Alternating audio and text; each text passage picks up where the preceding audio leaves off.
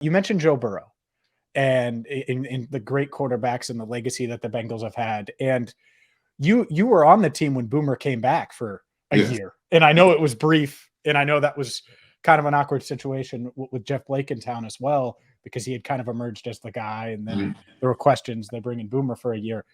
But you've at least seen Boomer, even if it was his last season.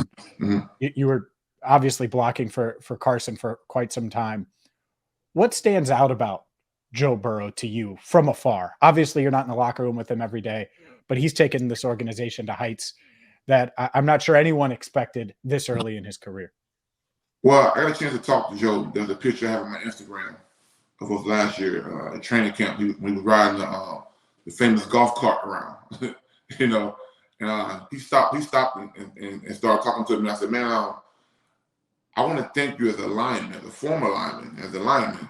I say, how you handle yourself during the games with your linemen. Because as offensive linemen, like, we always look to see which quarterback is really cool with his guys, which offensive linemen really ride with their quarterback. And sometimes, so I got this from Boomer, and when Boomer was a backup quarterback, he still acted as a starter. He would ask questions. He would support Jeff Blake. He would support us. He would be having after the game parties at his house over in Kentucky. Just the lineman got food and got some beers over there after the game with the lineman. He was doing all the things that made him a guy that everyone liked. And Jeff Blake was the same way. But I learned from Boomer that even when you're down, you still want to be that guy, that leader. And once he took over the spot, the lineman never wanted to be the guy that got Boomer hit. Because he was doing so many good things. So I remember after the Cowboys game, he started the Dallas Cowboys game. We beat Dallas that year. He came in and gave like every starter like $1,500. And I remember walking to the spinning field and somebody said, man, Boomer's trying to find you. Like, for what? So he got something for you.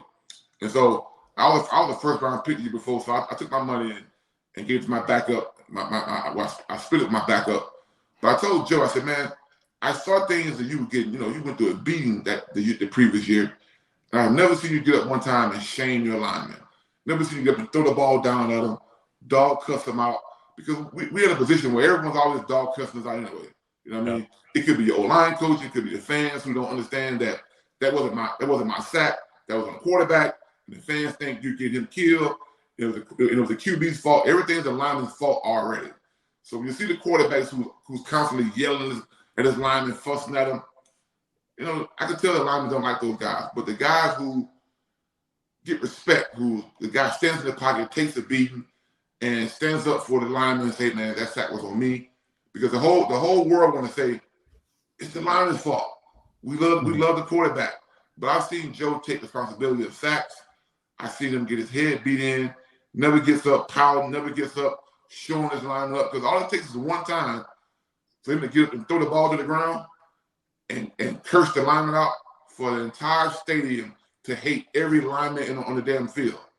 And I said, Joe, I appreciate you, bro, for not doing that and having the character to where these guys want to step and fight for you. He said, man, I know it. That's the reason I do it, because I got my guys back, and I want those guys to have my back.